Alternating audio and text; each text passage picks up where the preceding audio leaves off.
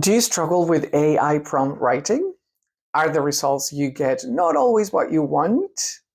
Do you feel you could do with some ideas as to how to make the most of AI results? If your answer is yes, keep watching. Hello and welcome to my YouTube channel, Learning Together with Robert. If this is your first time visiting me, thank you for being here. And if you're back, thank you very much for your support, because without you, this wouldn't make any sense. If you haven't subscribed, why not do it now and give us a like? Those of you who have been here already, you can fast forward to the main part of the video. I just want to say hello to my new visitors. I'm Robert Martinez, and I've been an English language teacher since 1994 and a teacher educator and language assessment specialist for almost 20 years now.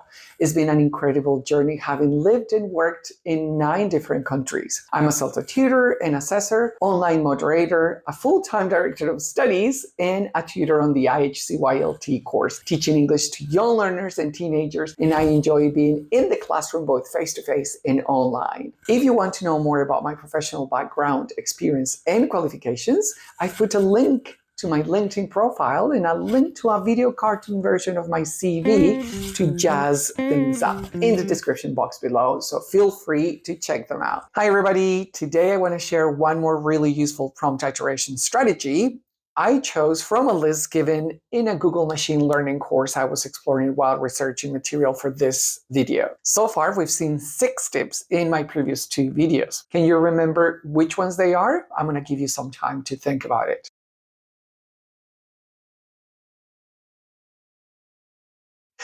Let's check. Tip 1, clarity and specificity. Tip 2, context and setting. Tip 3, incorporating emotion. Tip 4, layer prompts. Tip 5, open-ended questions. And tip 6, experimenting with constraints. Once again, 2 important things. Do remember that we can and should change the narrative. Make your prompts examples of diversity, equality, and inclusion. Our prompts can deliberately include DEI elements. You can have an iterative chat with the AI model, refining the results until you're happy they're more representative of the real world we live in, not the purely white heteronormative, Western-centric bubble narrative that we usually see in the results if we don't change the narrative. Large language models usually provide this kind of example if we don't do something about it, and our prompts are always the same. Don't just accept the initial results. We're an active part in making this world a more diverse, equal, and inclusive place, so let's be an active part in this change. And the second one, make sure you check the information you get. Cross-reference it. Use different AI apps to see what you get. I personally find I learn the most while doing this because I'm becoming more and more critical about what I see. And also remember that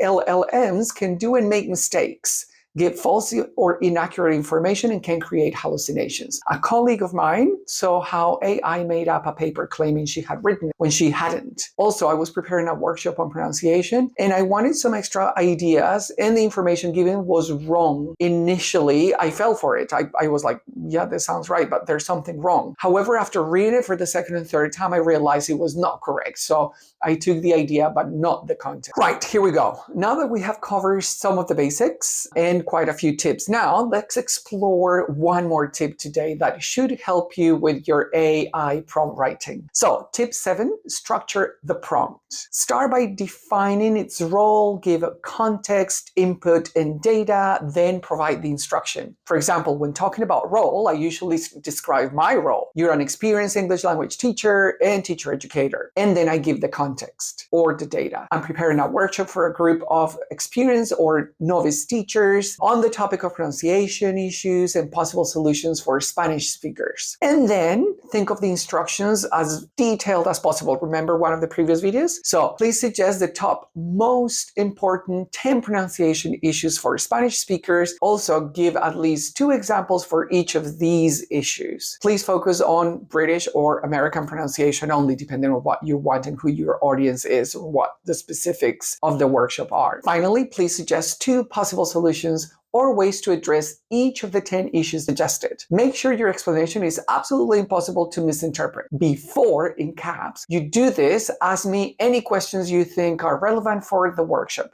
Do you think I left anything out? So this will definitely provide you with a lot of content you need to check for accuracy though. In this specific case, there were quite a few inaccuracies. And so what I did was adopt some of the issues mentioned as they did make sense to me, and I was able to support them with references myself. And as a Spanish speaker, I knew and was able to determine the ones that were correct or not, and then ditched the rest. Was it a waste of time, you may be asking? I don't think so. The iterative chat I had with ChatGPT and Gemini was useful, informative, and helped me remember some of the things I had already either forgotten or overseen. So it helped me become more critical. Well, we've come to the end, but I'll be sharing more exciting videos, so stay tuned and subscribe. Do let me know in the comments box if you have any special requests, and I'll try to make a video about them. That'll be exciting, don't you think? I'll make sure I'll give you a shout in the video. Do share this video with your friends, and can I ask you a favor? Hit the like button so that more people can see this video. Bye for now, and remember, learning is fun, and you don't have to do it alone. So let's learn together with Robert.